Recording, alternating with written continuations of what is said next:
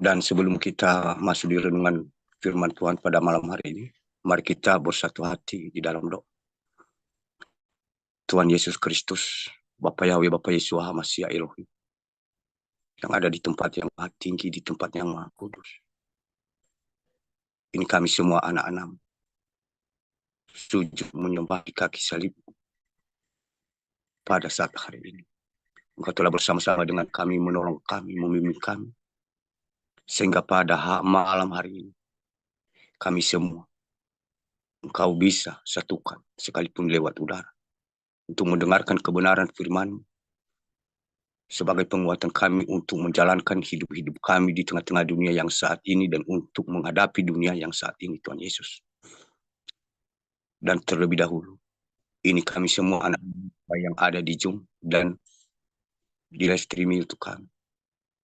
Kami sadar, kami mengerti bahwa kami ini tidak pantas dan layak ada di hadapan-Mu saat ini. Kami hanya manusia berdosa, manusia yang hina, buta tuli telanjang dari antara semua pendosa yang telah Engkau ciptakan di tengah-tengah dunia ini. Banyak pelanggaran kami dan kesalahan kami yang sengaja kami lakukan maupun yang tidak. Kami mohon Tuhan Yesus, ampunilah kami. Suci kuduskanlah kami dengan kuasa darah-Mu yang kudus yang telah tercurah dari tiang salib. Dan saat ini kami membacakan kebenaran firman, dan kami hanya manusia biasa yang tidak tahu apa-apa. Kami mohon Tuhan Yesus, urapilah bibir dan lidah kami. Kami hanya sebagai alat-Mu, Engkau yang berbicara kepada semua anak-anak, sehingga bisa menusuk hati, mengubah hidup dan pikiran hati seseorang yang mendengar sekalipun. Sebagian yang menolak, ampuni mereka. Dan terlebih-lebih segala kuasa kegelapan, roh penggulu di udara, kesibukan pikiran dan hati kami, yang menjauhkan kami untuk fokus mendengarkan kebenaran firman. Kami semua, kami sehati, kami seroh, kami usir dan petaka di dalam nama Tuhan kami Yesus Kristus. Tutup bungkus kami dengan kuasa darah-Mu yang kudus, biar tiang api-Mu yang melingkupi kami di malam hari, dan tiang awan-Mu di siang hari. Ini kami Tuhan Yesus, berbicaralah kepada kami semua anak-anak-Mu lewat kebenaran firman-Mu. Kami mau mendengarkannya. Di dalam nama Tuhan kami Yesus Kristus, kami berdoa dan mengucap syukur. Biar segala puji, syukur, hormat, kuasa, dan kemuliaan hanya bagi nama Tuhan kami Yesus Kristus. Haleluya, haleluya, haleluya, amin. Bapak, Ibu, saudara-saudari yang dikasih di dalam nama Tuhan kita Yesus Kristus, yang menjadi bahan renungan kita pada malam hari ini, mari kita kutip bersama-sama dari Injil 2 Korintus pasal 6. 2 Korintus pasal 6 ayat 7 sampai yang ke-10. 2 Korintus pasal 6 ayat 7 ayat 2 Korintus pasal 6 ayat 7 sampai 10. Kalau kita sudah mendapatkannya bersama-sama, mari kita bacakan di dalam nama Tuhan kita Yesus Kristus. Ayat yang ke-7, dalam pemberitaan kebenaran dan kekuasaan Allah, dengan menggunakan senjata-senjata keadilan untuk menyerang atau untuk membela. Kedelapan, ketika dihormati dan ketika dihina, ketika diumpat atau ketika dipuji, ketika dianggap sebagai penipu namun dipercayai. Kesembilan, sebagai orang yang tidak dikenal namun terkenal, sebagai orang yang nyaris mati, dan sungguh kami hidup sebagai orang yang dihajar namun tidak mati. Kesepuluh, sebagai orang yang berduka cita namun senantiasa bersuka cita, sebagai orang miskin namun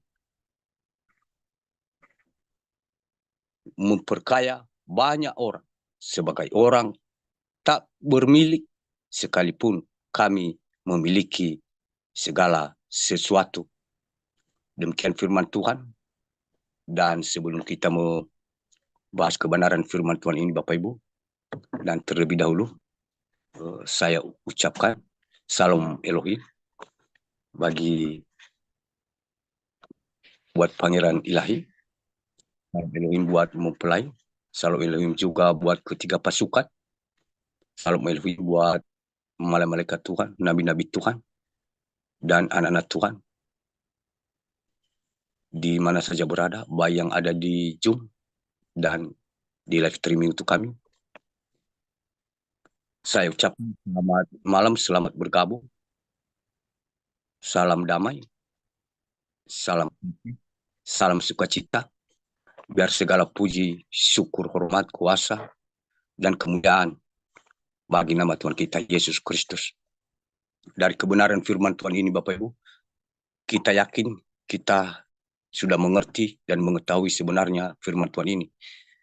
Namun kita hanya mengingatkan apa kehendak Tuhan yang Dia kehendaki kepada kita, seorang yang mengaku percaya, yang sudah percaya kepadanya sejak kita mulai remaja, dewasa, dan sampai saat ini. Dan ini sudah kita mengerti bahwa ini surat Paulus di Korintus. Jadi Paulus pada saat dia dipanggil oleh Tuhan Yesus sebagai muridnya, atau lebih dari muridnya, dan dia melayani termasuk di Korintus. Dan apa yang dia katakan di Korintus ini, bahwa dari ayat-ayat sebelumnya, bahwa seorang yang percaya harus menjadi pelaku firman Tuhan. Dan seorang yang percaya kepada Tuhan Yesus Kristus harus siap menderita, siap masuk penjara, siap difitnah, siap dihina, dan lain sebagainya. Dari atas, ayat-ayat dari atas, di situ satu persatu diuraikan apa yang seharusnya dialami oleh seorang anak-anak Tuhan yang mengikuti Tuhan Yesus. Tanpa semua anak-anak Tuhan tidak mengalami hal itu, atau melangkahi, itu berarti masih imannya masih belum percaya, atau bisa dikatakan suam-suam kuku. Nah, maka dari situ untuk menghadapinya, kalau kita secara manusia jasmani, berarti untuk menghadapi ketika kita difitnah, dihina, dia pakai mulut. Kita juga ada mulut kita pakai mulut juga. Secara manusia jasmani. Dia pukul kita, pasti kita pukul dia. Jadi itu termasuk manusia jasmani yang hidup secara lahiriah. Dan di sini Bapak Ibu, kita berperang, mempersiapkan diri untuk menghadapi sifat yang secara jasmani itu dengan menggunakan dan memakai semua perlengkapan senjata Allah. Apa yang dikatakan di sini tadi, yang disebut di ayat ke-7, dan dalam pemberitaan kebenaran dan kekuasaan Allah dengan menggunakan senjata-senjata keadilan. Jadi kita diperlengkapi, dari surat Efesus ada perlengkapan senjata rohani. Dan di sini diingatkan lagi bahwa perlengkapan senjata itu harus selalu ada bersama kita. Bukan ibarat barang dapur, kapan kita perlukan, mungkin pisau dapur kita taruh di sana, kapan kita pakai, mungkin 1 kali 1 hari atau 1 kali 2 hari baru kita cari. Jadi berbeda dengan senjata secara manusia jasmani. Jadi yang dimaksudkannya di sini adalah senjata itu menyatu dengan kita. Itu yang dikatakan berjaga-jaga, berawas-awas. Karena ketika tiba-tiba ada musuh menyerang kita dengan perkataan kotor, tanpa sebab, tanpa kita sudah berjaga-jaga, berarti kita mudah terpengaruh. Dia memaki, kita juga bisa memaki. Tapi dengan ada perjagaan kita, senjata kita, berarti bisa membela kita, sehingga firman itu yang sudah menjadi senjata kita berkata, jangan balas kejahatan dengan kejahatan. Jadi itu suatu pembentengan kita, karena dalam pemberitaan kebenaran dan kekuasaan Allah dengan menggunakan senjata-senjata keadilan untuk menyerang atau untuk membela. Yang dimaksud itu yang membela kita untuk menyerang. Yang dimaksud di sini kita yang itu, tapi menyerang segala kuasa si jahat itu lewat perkataan yang dipakai atau diucapkan oleh seseorang, lewat fitnah dan caci maki. Berarti kita menyerang bukan secara jasmani, tapi kita menyerangnya dengan kebenaran firman Tuhan. Artinya, jangan balas kejahatan dengan kejahatan, tapi itu suatu penyerang, suatu senjata. Berarti dia bukan hanya senjata yang ditaruh begitu saja, tapi dia bisa menyerang musuh. Bukan musuh secara jasmani yang bisa terlihat ketika kita memukul, ya mungkin babak belur atau bagaimana, luka. Tapi ini kebenaran firman Tuhan, sehingga bisa mengalahkan kuasa fitnahan yang dikatakan oleh seseorang itu yang diperalat oleh si jahat. Sehingga diteruskan di sini, ataupun untuk membela. Jadi itu suatu pembelaan kita supaya kita tidak jatuh ke dalam dosa. Jadi ini dikatakan bisa sebuah, bukan hanya pedang, bukan hanya senjata, tapi bisa menjadi pagar benteng hidup kita anak-anak Tuhan.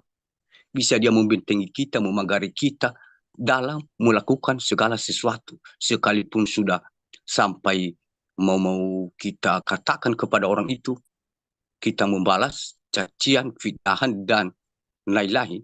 Tapi karena sudah kita memiliki benteng, pagar, senjata untuk membela kebenaran firman Tuhan, berarti bisa dia pisahkan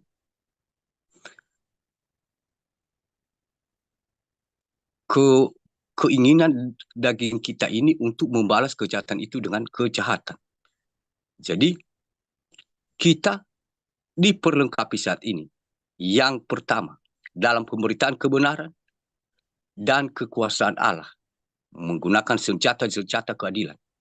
Bukan hanya mengatakan, tapi tidak mempersiapkan senjata untuk menyerang lawan, dan tidak ada yang bisa membela kita kebenaran firman Tuhan. Jadi di sini dikatakan harus kita mengatakan bahwa kebenaran firman Tuhan itu ada kuasa. Ketika ada kuasa, jangan sampai kita juga di balik itu ketika diserang, kita tidak memiliki senjata dan pembelaan. Diteruskan di sini, ketika dihormati dan ketika dihina. Nah, di sini lagi satu persatu diuraikan di ayat yang ke-8 ini, Bapak Ibu. Katanya ketika dihormati. Nah, manusia jasmani suka dihormati. Nah, kalau kita bandingkan, bagaimana kita mengetahui bahwa manusia itu rohnya dari dunia? Kalau si jahat memakai manusia, berarti karena sifat si jahat itu suka dihormati, dihargai. Itu sifat si jahat pada umumnya. Dan ketika si jahat itu masuk atau memakai raga seseorang tanpa disadari oleh orang tersebut, muncul dalam hatinya suka dihargai, suka dihormati.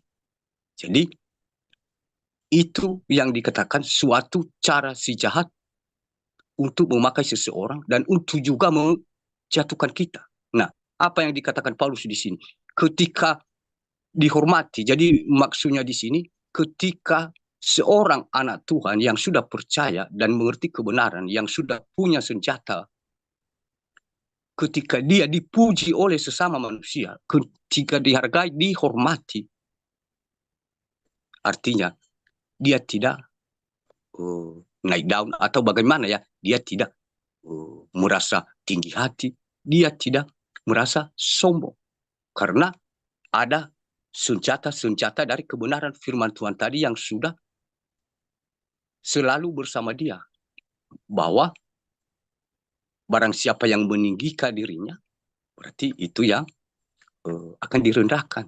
Jadi dibentengi sehingga hormat dari kuasa si jahat tadi seperti terlihat penghargaan secara manusia jasmani, namun secara rohani menjatuhkan iman anak-anak Tuhan, kehormatan ini. Jadi Paulus berkata ketika dihormati dan ketika dihina. Nah, begitu pula kalau dihina. Kalau dihina kita mengerti semuanya tanpa saya jelasi bagaimana yang dikatakan dengan dihina. Artinya semua perkataan orang tersebut karena sudah dipakai oleh si jahat, semua menurut kita dusta, tapi menurut orang itu kebenaran. Dan bahkan tidak segan-segan untuk menceritakan atau mempengaruhi orang banyak untuk mempercayai kebohongan itu, sehingga kesalahan itu semua tertunjuk kepada kita. Seperti Tuhan Yesus. Hampir satu dunia, mereka tidak percaya. Tanpa kesalahan pun, tanpa alasan pun, mereka paksakan. Tapi begitu sifat si jahat kalau memakai manusia. Nah, di sini setiap anak-anak Tuhan harus dia melewati proses ini yang sudah diuraikan oleh si Paulus. Ketika dihina, ketika diumpat, atau ketika dipuji, ketika dianggap sebagai penipu, namun dipercaya. Jadi saya tidak jelaskan satu persatu apa yang dikatakan diumpat atau dipuji, agak mirip dengan yang dihormati tadi atau dihina. Jadi aku kutip, ketika dianggap sebagai penipu, namun dipercaya. Nah, ini agak bingung secara manusia jasmani. Bagaimana seorang penipu bisa dipercaya? Tapi secara manusia logika, ini tidak masuk akal. Pasti ada udang di balik batu. Jangan-jangan, kenapa bisa berbalik? Penipu menjadi orang terpercaya. Berarti ada yang tidak beres di balik ini. Jangan-jangan sudah jalan sesuatu yang bentuk atau dikatakan kalau manusia jasmani sogokan, suap, sehingga penipuan dianggap kebenaran. Bisa ya. Jadi di sini yang dimaksud di sini bukan berbicara secara jasmani. Yang dimaksud di sini sekalipun manusia logika, manusia jasmani yang sudah dipakai oleh si jahat mengatakan kita sebagai penipu. Namun ada yang lebih tinggi daripada manusia itu adalah Tuhan. Tapi Tuhan mempercayai kita. Tuhan mempercayai kita. Sekalipun manusia tidak mempercayai kita, dianggap kita sebagai penipu. Tapi Tuhan mempercayai kita. Nah, dari sini Bapak, kita tahu betapa baiknya Tuhan itu. Kalau kita sia-siakan, bukan lagi Paulus mengatakan ini di jemaat Korintus atau di kota Korintus, tapi kepada kita pasukan, ketiga pasukan malam ini bersama penonton di luar sana, anak-anak Tuhan yang hatinya terbuka tanpa paksaan, tapi karena kuasa kudus. Saat ini Tuhan Yesus berbicara kepada kita karena firman itu Allah sendiri. Jadi dia berbicara kepada kita. Sekalipun saat ini, seperti yang sudah diuraikan Paulus tadi, semua yang tidak benar, semua kesalahan, semua keburukan ditunjukkan kepada kita. Namun, di akhir ayat yang ke-8 ini, sekalipun manusia semua mendudukan itu kepada kita, tapi Tuhan sudah berjanji kepada kita di hadapan Tuhan. Kita termasuk seorang yang dipercayainya. Diteruskan di sini, sebagai orang yang tidak dikenal, namun terkenal. Nah, ini lagi lebih parah dari yang ini, Bapak Ibu. Ini kalau kita singgung ini, terjadi seperti diingatkan seperti pada zaman Tuhan kita Yesus Kristus. Dia turun ke dunia ini, lahir. Jadi sebagai dianggap dia orang tidak dikenal karena hanya orang tuanya orang biasa, tukang kayu. Berarti tukang kayu itu biasanya kan paling termiskin pada zaman. Karena posisi, jadi itu yang diingatkan Paulus di sini. Sekalipun manusia menilai kita dengan posisi, Tuhan tidak butuh penilaian secara jasmani dan Tuhan tidak butuh penilaian manusia.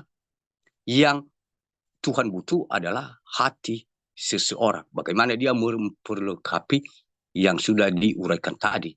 Mulai dari kebenaran firman Tuhan, melengkapi senjata, melengkapi pembentengan, dan siap untuk melewati hinaan, pujian, dan lain-lain sebagainya.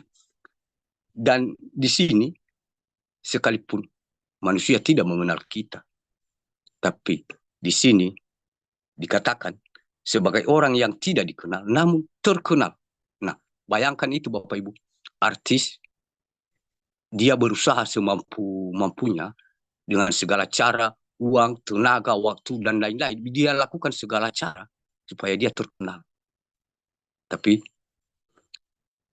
sedangkan kita, Tuhan tidak meminta kita untuk seperti orang dunia, seperti artis tadi, menghabiskan uang dan berusaha baik benar jalannya atau tidak yang penting terkenal. Tapi yang Tuhan minta kepada kita hanya menjadi pelaku firman. Seperti yang sudah diuraikan dari atas tadi. Sehingga kita menurut manusia tidak dikenal, tapi di mata Tuhan kita seorang yang terkenal.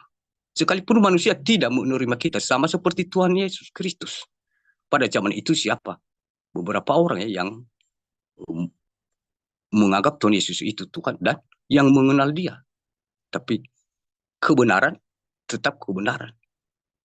Lama-kelamaan pasti kebenaran itu akan tersebar dan terkenal. Nah, itu yang dikatakan di sini sebagai orang yang tidak dikenal, namun terkenal.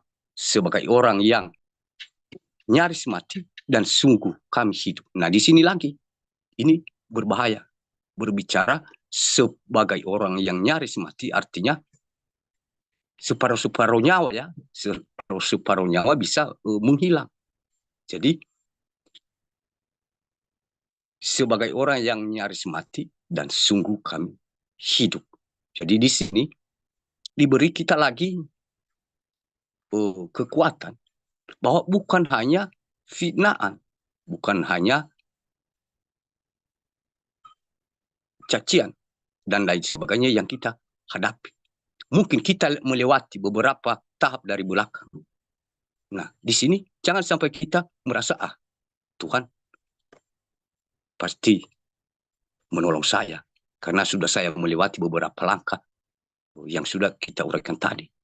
Jadi supaya orang-orang percaya ketika ada cobaan, ujian, jangan kita putus asa. Karena masih ada lagi semakin kita menjadi pelaku firman Tuhan, bukan semakin tantangannya, rintangannya bukan semakin mudah, tapi di sini bahkan semakin berat secara jasmani. Bagaimana kalau dikatakan sebagai orang yang nyaris mati? Artinya antara hidup dan mati. Jadi sekalipun kita dianiaya, disiksa karena kebenaran, dan sekalipun mati secara jasmani, tapi roh kita hidup di hadapan Tuhan. Itu pun kalau Tuhan izin, tapi kalau Tuhan berkehendak, kita masih dia pakai di tengah-tengah dunia, kita tidak perlu takut. Jadi yang dimaksud di sini adalah anak-anak Tuhan yang percaya kepadanya. Artinya harus separuh-separuh nyawa bisa itu taruhannya mengikuti Yesus. Bukan hanya penipu, bukan hanya dikatakan penipu, penghina. Itu hanya sebatas kata-kata tapi masih belum tersentuh apa-apa atau masih belum dilakukan apa-apa kepada kita. Kita tidak bisa merasakannya karena hanya sebatas sakit hati. Bisa kita tangkis dengan kebenaran firman Tuhan. Tapi ketika kita dikatakan nyaris mati, berarti disiksa, itu berbeda. Artinya, seperti apa ya, barat kata dikatakan kalau lidah kata perkataan itu bisa berbohong. Perkataan bisa berbohong, tapi rasa tidak bisa berbohong. Perkataan ini sekalipun pahit, kalau dia telan yang pahit, dia bilang ya manis. Bisa berbohong perkataan. Sedangkan rasa tidak bisa tersembunyi. Kalau memang pahit, kalau dia berpura-pura mengatakan manis, nampak di mukanya, di wajahnya. Jadi itu ya ibarat seperti itu kurang lebih, biar kita tangkap baik, Pak Ibu. Diteruskan di sini. Sebagai orang yang dihajar, namun tidak mati. Jadi ini lagi diteruskan ini bahwa bukan hanya seperti nyaris mati, tapi dihajar di sini dan namun tidak mati. Jadi kita berani sekalipun kita dihajar, tapi kita berani mati keuntungan.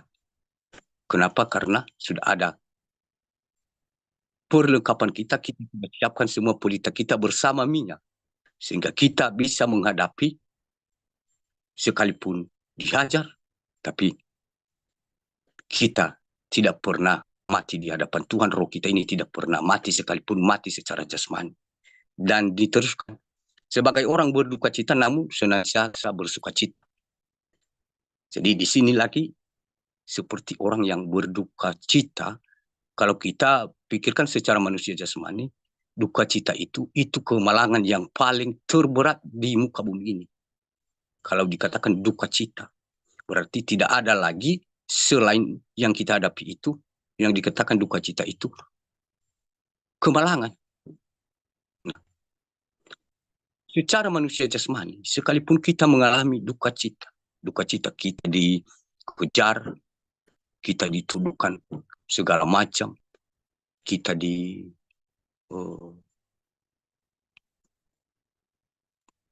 segala sisi, kita akan dipermasalahkan.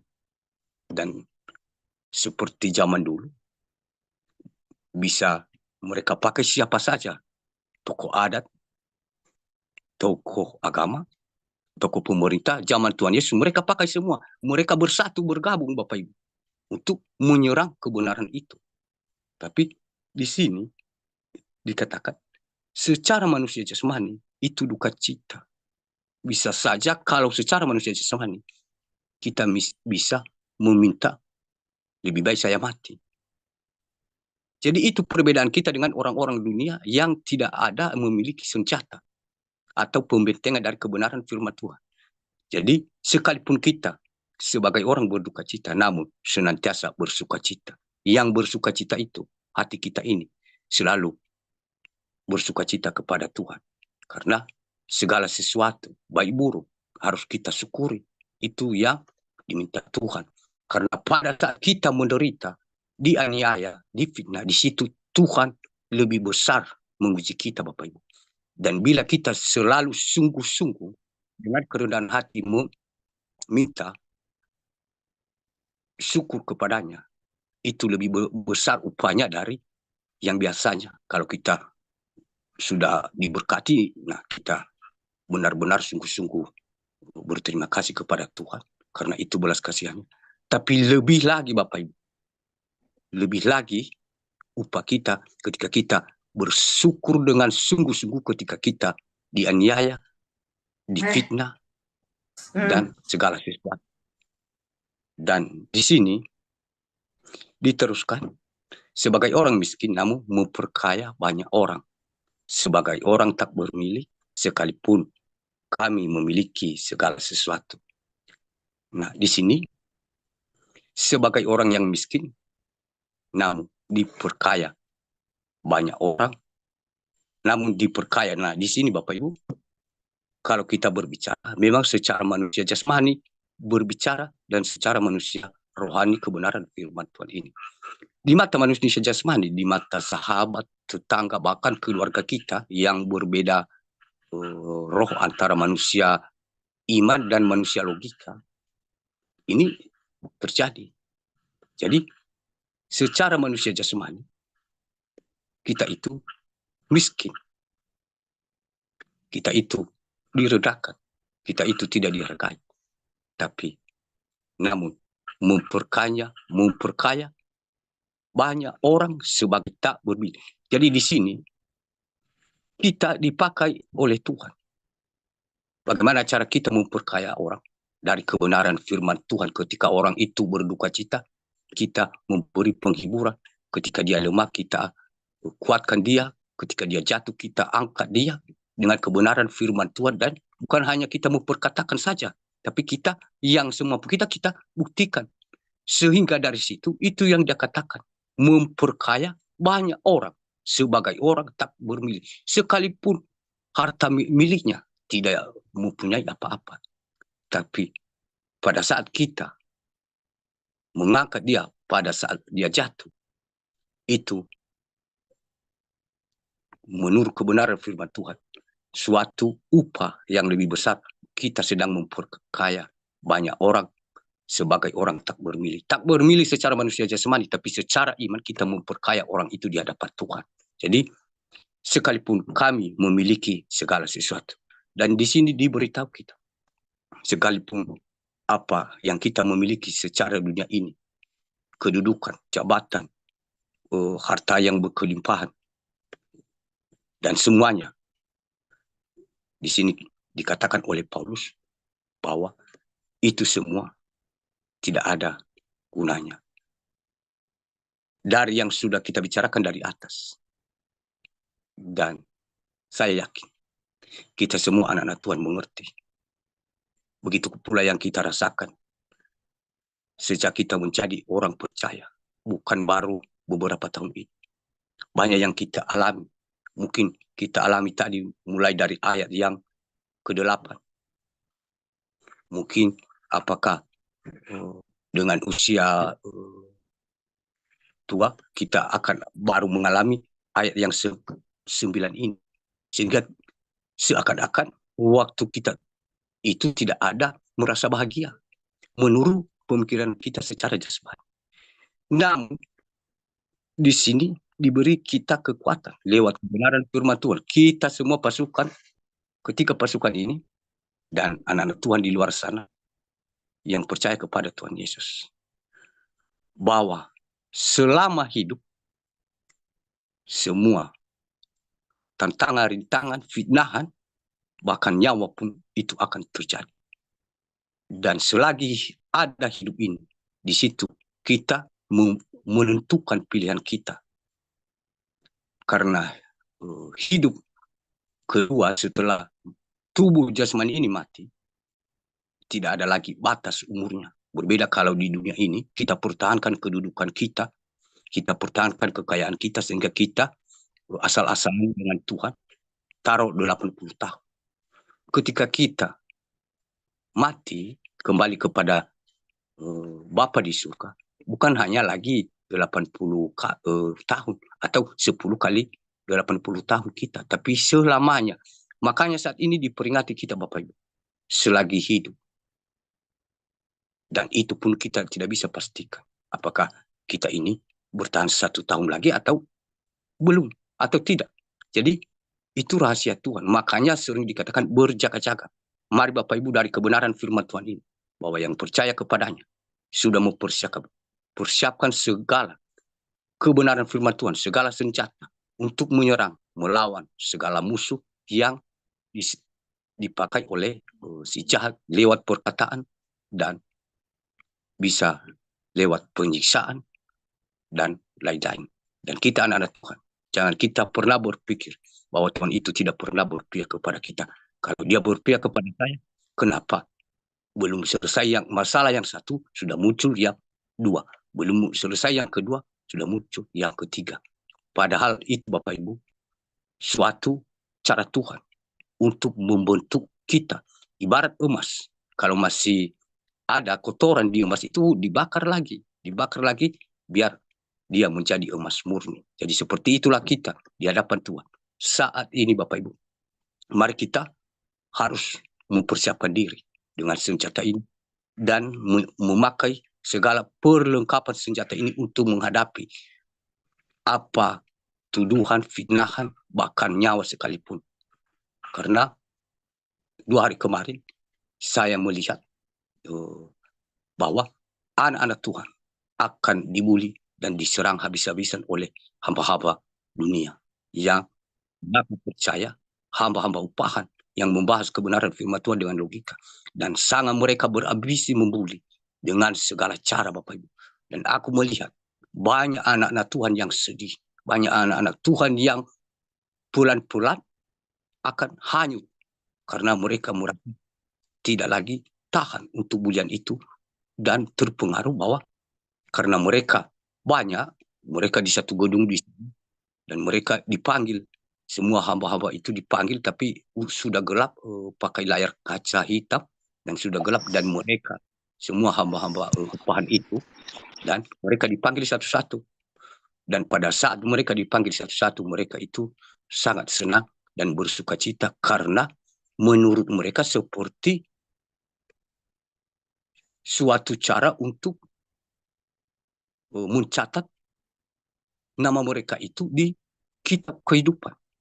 Mereka anggap, padahal mereka tidak tahu bahwa itu ruangan sudah gelap.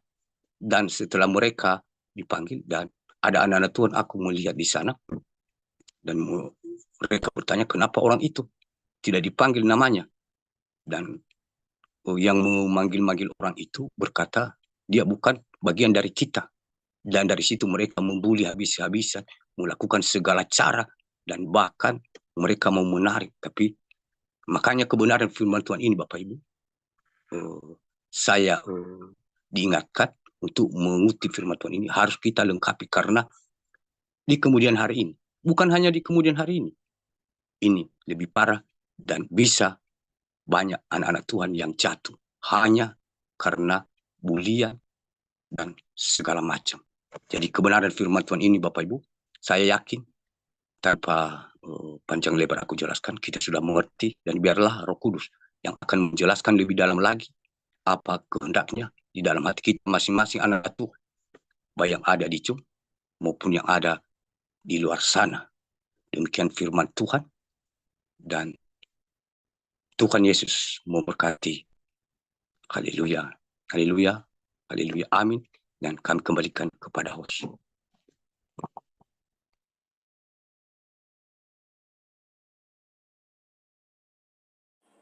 Kita Bapak Ibu, dan kita bersatu hati di dalam doa.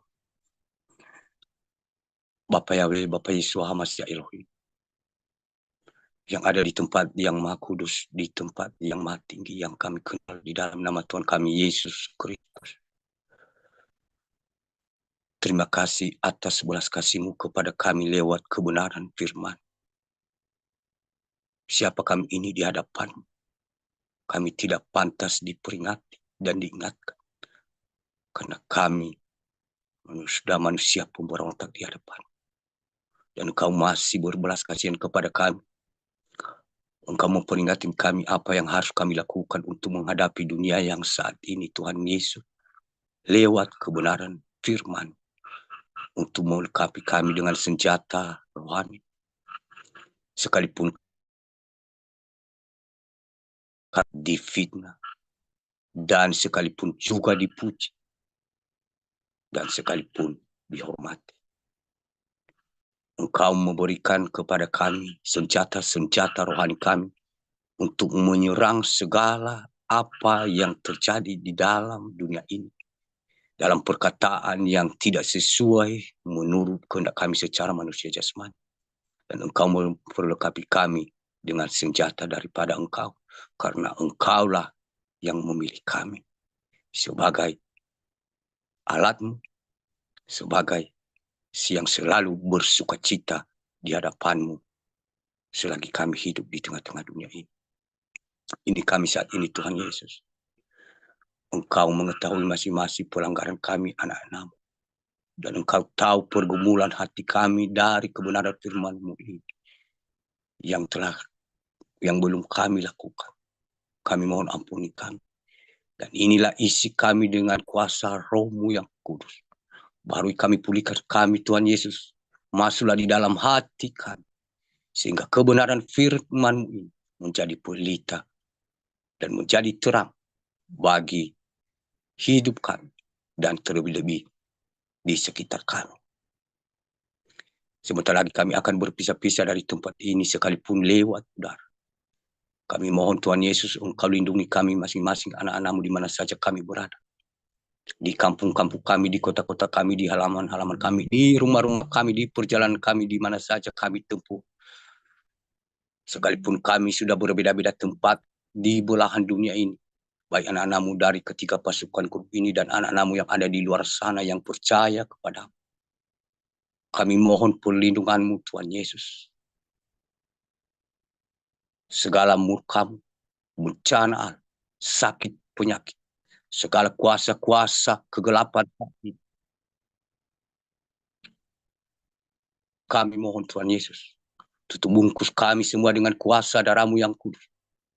Biarlah tiang api-Mu yang melingkupi kami semua di malam hari dan tiang awan-Mu di siang hari. Dan Engkaulah yang menolong anak-anak-Mu, sehingga mereka hanya tinggal diam dan menonton Engkau yang berperang melawan musuh-musuh mereka. Karena Engkau adalah maha besar, maha kuasa, dan maha segala-galanya. Saya serahkan ke dalam tangan-Mu semua anak-anak-Mu, Tuhan Yesus. Engkau mengetahui apa pergumulan mereka tentang kebenaran firman. Jamah mereka, ubah mereka menjadi berlian yang terbaik di hadapan. Ini doa kami yang tidak sempurna. Dan Engkau yang menyempurnakan kepada Bapa yang di surga.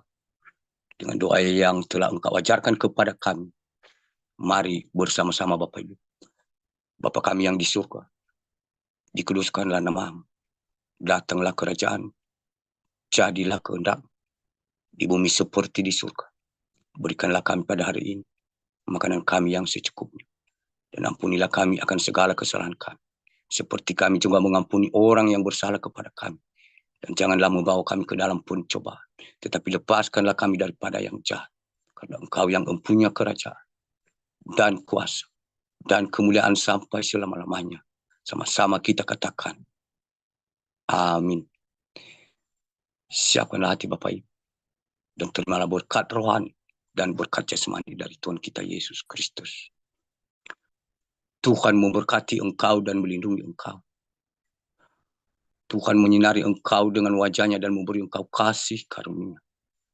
Tuhan menghadapkan wajahnya kepadamu dan memberi engkau damai sejahtera dahulu, sekarang, dan sampai selama-lamanya. Tuhan yang akan berperang melawan semua musuh-musuh. Dan engkau hanya tinggal diam dan menonton. Di dalam nama Tuhan Yesus Kristus. Terimalah. Haleluya. Haleluya. Haleluya. Amin. Yang saya ingatkan hanya tentang akhir-akhir ini kita harus kuat. Senjata kita jangan sampai kita tinggalkan atau tidak memakainya, mempergunakannya. Setiap hari harus bersama-sama dengan kita. Jangan kita lengah memakainya. Bagaimana cara kita mengetahui bahwa senjata saya belum saya pakai? Ketika kita tidak menyerahkan diri dengan sungguh-sungguh kepada Tuhan, kalau kita sebelumnya setiap hari, pagi atau sore, 2 kali seminggu paling tidak, 1 hari paling tidak kita memuji Tuhan dan berserah dengan hati yang tulus, bukan terburu-buru karena ada kerjaan yang harus kita tempuh. Jadi ketika kita tidak melakukan hanya tinggal 1 kali lagi, berarti kita sudah tinggalkan ya. Perlengkapan senjata kita itu kita sudah tinggalkan. atau kita sudah biarkan saja taruh di sana. Artinya, nah besok nanti ya di situ aku ambil. Padahal si pencoba itu dia belum memberitahu kita kapan dia akan mencoba dan mencuri. Dan seperti kebenaran firman Tuhan tadi, kita semakin diuji, dan itu supaya kita menjadi lebih murni. Karena kita secara manusia jasmani kita putus asa. Padahal proses Tuhan itu semua yang tidak sesuai dengan keinginan kita. Jadi sebenarnya Tuhan sudah tahu Bapak Ibu bahwa kita bisa melewatinya. Dan itu kita harus kalahkan dengan kebenaran-kebenaran firman Tuhan. Dan seperti yang aku katakan tadi ya, memang itu aku melihat dan banyak anak-anak Tuhan jatuh karena dibully, tapi merasa bagaimana ya, merasa tidak ada lagi orang yang bisa melindunginya menurut dia. Jadi itu sebagian anak-anak Tuhan nanti akan terjatuh gara-gara bulian itu, karena segala macam mereka lakukan. Nah, makanya sebelum ini kita diperlengkapi, dipersiapkan dari kebenaran firman Tuhan. Sekalipun seluruh isi dunia ini dianggap kita penipu, seperti yang dikatakan firman Tuhan, tapi di mata Tuhan kita kaya, kita sukacita. Jadi Tuhan sudah menjanjikan kepada kita bahwa Dia selalu bersama-sama dengan kita. Tinggal kita bagaimana cara membandingkannya. Apakah kita memilih pujian sementara karena banyak orang-orang itu memuji kita, dan begitu kita bergabung dan kita merasa terhormat, terpuji. Jadi tergantung kita. Namun di kebenaran firman Tuhan tadi, Paulus tidak mau dipuji, dihormati. Dia sudah mendapat bagaimana untuk membentengi dan menyerang perkataan itu, sehingga dia tidak timbul rasa sombong, tinggi hati, dan merasa lebih benar dari orang-orang Efesus tersebut. Dan yang kedua, ini ya, seperti itu. Kemarin siang saya melihat juga ya, ini menyangkut kepada semua anak-anak Tuhan, tapi terutama di ketiga pasukan ini. Ada 3 orang, tapi aku tidak tahu ya orangnya. Aku tidak tahu orangnya, tapi ada 3 orang dari pasukan ketiga grup ini.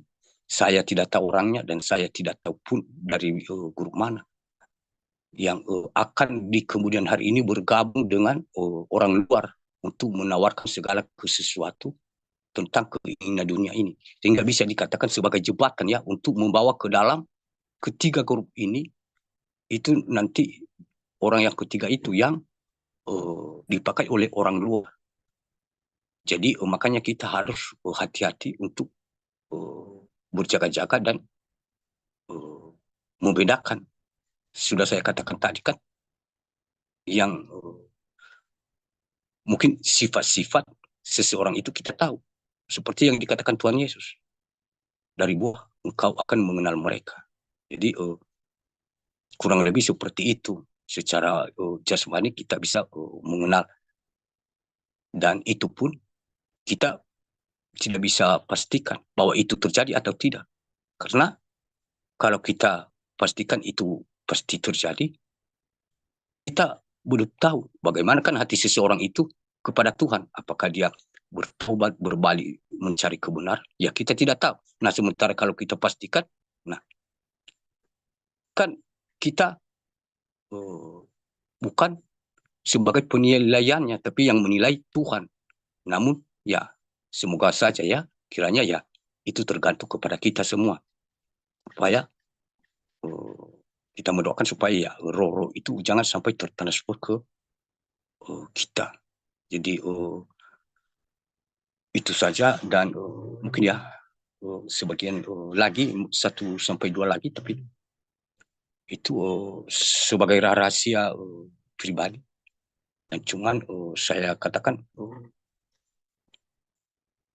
secara manusia jasmani, uh, saya semakin pusing secara manusia jasmani. Entah apa ya, sepengetahuan kita masing-masing atau tidak. Kalau memang kan roh itu menguasai kita, ya saya tidak tahu. Nah, sebenarnya ibarat benih tanaman itu sebenarnya Bapak Ibu, pertumbuhan iman kita ini sebenarnya kan tentu semakin hari semakin bertunas, semakin hari semakin uh, berbatang, berpohon, berdahan. Nah, sepertinya semakin hari semakin apakah tanpa sadar ya, mungkin tanpa sadar lah, semakin hari semakin terlihat semakin berapi-api, tapi terselip ya, tersembunyi roh-roh itu ya yang bisa menghancurkan kita. Jadi bukan dalam arti ini sudah pasti, namun kan saya sudah katakan karena belas kasihan Tuhan, kalau dia memberi peringatan atau misalnya mimpi penglihatan dan berbagai macam peringatan kepada seseorang, bukan karena dia itu marah. Kadang kita saja manusianya yang merasa takut. Berarti kalau kita merasa takut ketika sudah diperingati, berarti masih roh kita ini ada yang salah, ada yang tidak beres. Karena sementara kita kalau ibarat seorang ayah, kalau ayah kita memukul kita, ketika dia tidak jadi memukul kita, tapi memberi peringatan, kita senang, ketawa, bersuka cita karena tidak jadi dipukul. Begitu pula Tuhan itu ketika dia memperingati kita. Tapi ketika kita seperti tadi, kita malah lebih menangis daripada orang yang sudah digebukin atau dipukul oleh ayah tadi, sementara belum apa ya, belum disentuh, hanya dengan perkataan ditegur. Jadi kita sudah bagaimana ya, ketakutan. Padahal ya seperti itu ya, kurang lebih kasih Tuhan itu dia banyak cara dan kita tidak bisa pastikan bahwa itu harus terjadi. Kita tidak bisa tahu kan hati kita masing-masing pribadi. Makanya saya pribadi dan Bapak Ibu saudara-saudariku, ya kita proses masing-masing. Karena kita ini, saya ceritakan ya sedikit, banyak prosesnya. Karena biar aku umpamakan seperti di dunia ini, yang menjadi tameng benteng negara itu seperti tentara. Jadi banyak sekali tantangan tentara itu. Karena dia benteng dari satu negara. Apapun yang terjadi, yang duluan maju ke depan, yang duluan mati, yang duluan berperang, tentara. Sekalipun ada misalnya polisi, Kopassus, dan lain-lain, dan ada rakyat, itu tidak dianggap. Jadi seperti kita ya, seperti itu ya, level-level iman ini atau anak-anak Tuhan masing-masing dipakai oleh Tuhan. Siapa yang bisa tingkatan ini, sama seperti di dunia ini, ada pegawai, ada juga camat. Jadi tidak saling mengerjakan kerja satu sama lain. Setiap bidang ada tugasnya. Jadi begitu ya, siapa yang bisa mampu. Jadi seperti begitu, bukan dalam arti saya ini nanti ya bagaimana. Nah, dikatakan Bapak Ibu sama seperti kalau masuk mungkin ya masuk jadi calon tentara, tapi begitu tidak lolos, berarti dia lagi kembali seperti rakyat biasa. Dia tetap warga negara Indonesia, tapi dia tetap rakyat biasa. Berbeda kan? Dia tidak lagi diterima di perkantoran. Dia lagi seperti ya orang biasa saja. Nah, begitu pula sekalipun seperti tentara.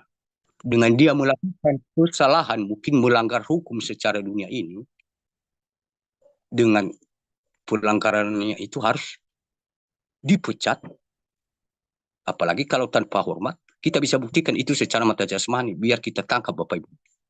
Jangan sampai kita mendua-dua hati, ragu-ragu bagaimana. Nah, ketika dia dipecat sama seperti orang biasa. Dia tidak lagi berpakaian aparat, dia lagi ya sama seperti ya orang biasa lah, mengerjakan apa yang bisa dikerjakan ya, yang penting halal. Seperti itu. Ketika dia ada kesalahan, jadi dipecat. Jadi seperti itu juga ya, apa level-level kita anak-anak Tuhan yang dipakai Tuhan ini untuk mempersiapkan kita. Jadi jangan sampai kita nanti salah berpikir entah begini begitu. Kan di doa Bapa kami, jadilah kehendakmu di bumi seperti di surga. Tapi makanya seperti di bumi seperti di surga, mirip-mirip sebenarnya. Hanya sedikit-sedikit berbeda. Makanya kebenaran firman Tuhan itu selalu Tuhan kita Yesus Kristus pada zaman dulu, dia mengumpamakan bagaimana hal kerajaan surga itu. Seperti orang yang sudah melakukan perjamuan besar. Jadi seperti di bumi, seperti di surga. Tapi seperti itu sebenarnya Bapak Ibu. Kita ini nanti. Jadi kurang lebih ya seperti begitu. Seperti orang-orang pemberontak kan. Contoh, penjahat, pembunuh. Mereka ditangkap. Ketika mereka ditangkap secara manusia zaman, mereka membayar hukuman di penjara. Dia bayar harga. Mungkin ada yang 15 tahun baru dia keluar. Jadi ya seperti itu juga kan kita di hadapan Tuhan. Ada bayarannya. Jadi ya kurang lebih ya seperti itu. Mungkin Bapak Ibu, saudara-saudariku bisa menangkapnya. Karena saya pun belum menjelaskannya, tapi agak susah. Tapi hanya sampai di situ mungkin bisa ditangkap. Jadi kira-kira begitu Bapak Ibu.